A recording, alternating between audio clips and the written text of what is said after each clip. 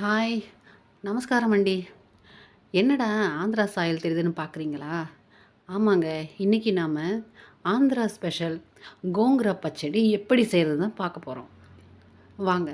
அதுக்கு நான் 2 கட்டு கோங்குரா, அதாவது புளிச்சக்கீரையை எடுத்து அலசி வச்சுருக்கேன்.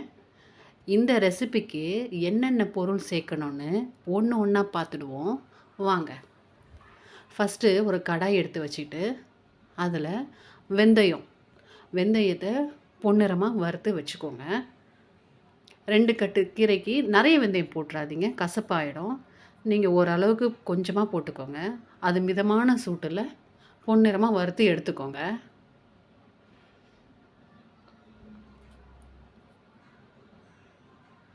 அடுத்து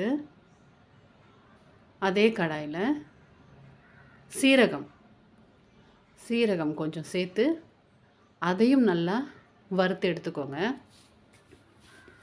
சீரகமும் நல்லா பொன்னிறமாக வறுப்படணும். அது வெடிக்கிற ஸ்டேஜ் வரும்போது அதையும் நம்ம தனியாக எடுத்து வச்சுக்கலாம்.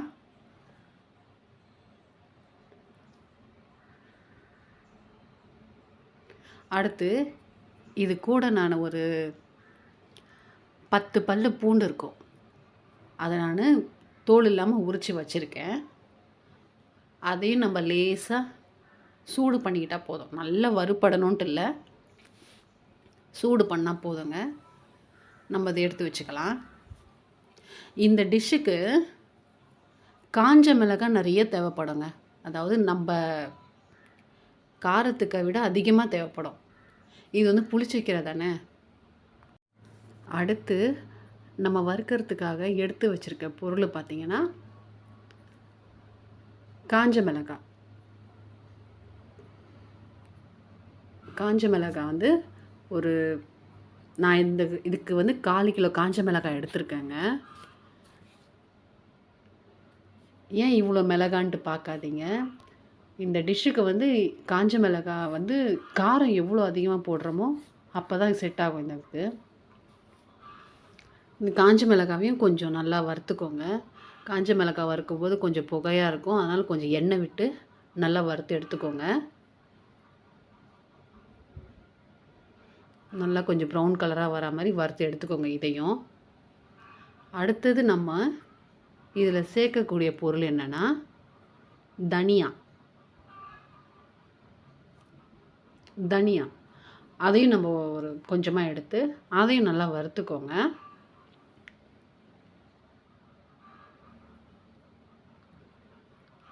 எல்லாமே வந்து தீய விட்டுறக்கூடாது, கொஞ்சம் ப்ரௌன் கலராக வர அளவுக்கு எல்லாமே வறுத்து எடுத்து வச்சுக்கோங்க. இப்போ நம்ம இது எல்லாத்தையும் ஆறட்டும். நம்ம அப்படியே எடுத்து வச்சுக்கலாம். கொஞ்ச நேரம் அதை ஆற விடலாம், ஏன்னா அதை வந்து அரைக்கணும் நம்ம, அதனால் கொஞ்சம் அதை ஆறட்டும். இப்போ நம்ம கடாயில் கொஞ்சம் எண்ணெய் விட்டு நம்ம கழுவி வச்சுருக்கோம் பார்த்திங்களா கீரை, அந்த கீரையை எடுத்து போட்டு நல்லா வதக்கணுங்க. என்னடா இவ்வளோ கீரை இருக்கேன்ட்டு பார்க்காதீங்க. இது வெறும் 2 கட்டு கீரை தான். இது வெந்துட்டது பிறகு பார்த்தீங்கன்னா கொஞ்சமாக தான் இருக்கும். இது பார்க்குறதுக்கு நிறைய இருக்க மாதிரி இருக்கும், வெந்ததுக்கப்புறம் கொஞ்சமாக தான் இருக்கும். இது ஒரு 10 நிமிஷம் போல் வேகட்டும். நிறைய பேர் இந்த கீரையை அவ்வளோவா எடுத்துக்க மாட்டாங்க, ஆனால் இது வாரம் ஒரு முறையாச்சும் எடுத்துக்கணுங்க. ஏன்னா இது நம்ம ஹீமோக்ளோபின் லெவலை வந்து இன்க்ரீஸ் பண்ணும். நெக்ஸ்ட்டு நம்ம லிவரில் இருக்கிற டாக்ஸினையும் கிளியர் பண்ணுங்க. இது நிறைய பேருக்கு தெரிஞ்சிருக்கும்னு நினைக்கிறேன். அதுக்கப்புறம் இதில் வந்து நம்ம டீ கூட எடுத்துக்கலாங்க. இந்த புளிச்சக்கீரையை நல்லா காய வச்சு அதை வந்து தண்ணியில் கொதிக்க வச்சு வெல்லம் போட்டு டெய்லி டீயாக கூட எடுத்துக்கலாங்க. இது ஹார்மோனல் இம்பேலன்ஸுக்கு வந்து ஹெல்ப் பண்ணுது இது. அதுக்கப்புறம் இது பாருங்கள், இதை நல்லா வதக்கி விட்டுட்டு ஒரு 10 நிமிஷம் போல் மூடி அப்படியே இந்த கீரை வந்து ஒரு 10 நிமிஷம் போல் வேகட்டுங்க. பாருங்கள், நம்ம ஃபஸ்ட்டு வந்து கீரை வந்து எவ்வளோ கீரை போட்டோம், இப்போ அது வெந்து எவ்வளோ கொஞ்சமாக வந்திருக்கு பாருங்கள். இப்போ அந்த கீரையில் நம்ம அதில் கொஞ்சம் புளி சேர்த்துக்கலாம். புளி வந்து ஒரு கீரை வந்து ஒரு 3/4 பதம் வெந்த பிறகு மட்டும்தான் புளி சேர்க்கணும். நம்ம ஸ்டார்டிங்லேயே சேர்த்துட்டு இருந்தோம்னாக்கா இந்த கீரை வந்து சீக்கிரமாக வேகாதுங்க, ஒரு மரத்து போன மாதிரி இருக்கும். இப்போது ஒரு மிக்ஸி ஜாரில் நம்ம ஆற வச்சுருக்கோம் பார்த்தீங்களா, அந்த வறுத்த பொருள், அது தனியா, சீரகம், வெந்தயம் இது எல்லாத்தையும் போட்டு ஒரு நல்லா கொரன்னு அரைச்சி எடுத்துக்கலாங்க. அதிகமாக மாவு மாதிரி அரைக்க வேண்டாம், கொரன்னு அரைச்சாலே போதும்.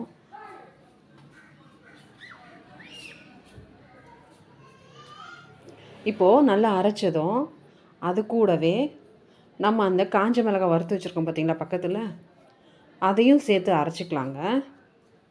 எல்லாமே ரொம்ப நைஸாக அரைக்கக்கூடாது.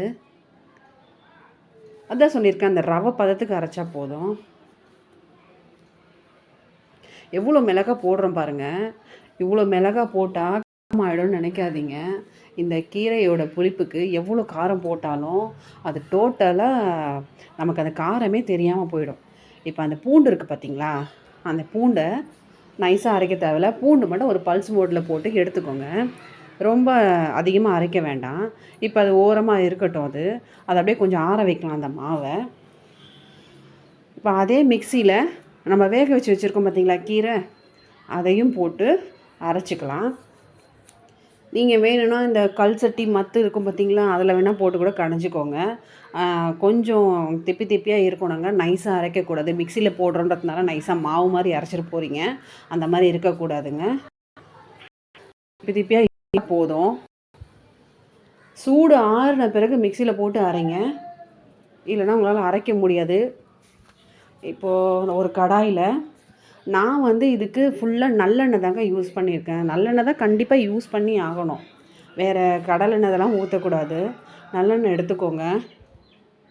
நல்லெண்ணெய் எடுத்துக்கிட்டு தாளிக்கிறதுக்கு கடுகு, கொஞ்சம் உளுத்தம்பருப்பு இருந்தால் போட்டுக்கோங்க. கடுகு, காஞ்ச மிளகாய், உளுத்தம்பருப்பு இதெல்லாம் கொஞ்சம் போட்டுக்கோங்க தாளிக்கிறதுக்கு தேவையானது.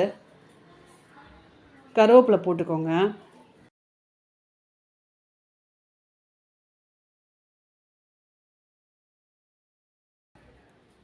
அந்த கீரையை எடுத்து அது கூட சேர்த்துக்கோங்க.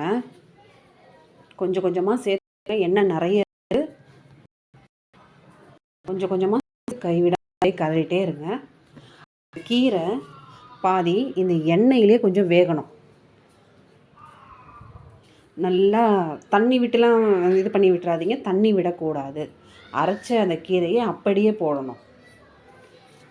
அந்த எண்ணெய் சுற்றி இருக்குது பார்த்தீங்களா, அந்த எண்ணெயிலேயே நல்லா பிரட்டி எடுக்கணுங்க. அந்த க்ரீன் கலராக இருக்கிறது நல்லா ப்ரௌனாக மாறும். நீங்கள் அது செய்யும் போதே உங்களுக்கே தெரியும். அதுக்கப்புறம் உங்களுக்கு தேவையான அளவுக்கு உப்பு போட்டுக்கோங்க. உங்கள் டேஸ்ட்டுக்கு ஏற்ற மாதிரி உப்பு போட்டுக்கோங்க. அந்த எண்ணெயிலே நல்லா பிரண்டு வரணுங்க.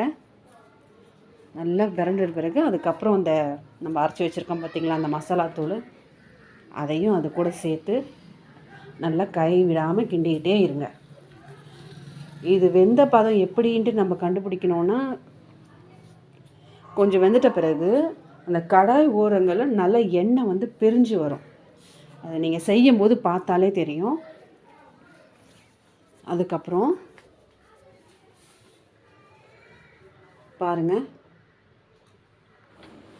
பாருங்கள் கடாய் ஓரங்களில் எண்ணெய் பிரிய ஆரம்பிச்சிருச்சு. இதுதான் அதோடைய பக்குவம். நல்லா வெந்த பிறகு விட்டு எடுத்துக்கோங்க. இதை நம்ம ஒரு ஏர்டெக் கண்டெய்னரில் ஸ்டோர் பண்ணி வச்சுக்கலாம். ஒரு மாதம் ஒரு வாரம் ஆனாலும் கெட்டு போகாது. இந்த வீடியோ உங்களுக்கு பிடிச்சிருந்ததுன்னா லைக் பண்ணுங்கள், ஷேர் பண்ணுங்கள், மறக்காமல் நம்ம சேனலை சப்ஸ்கிரைப் பண்ணிவிடுங்க. தேங்க்யூ.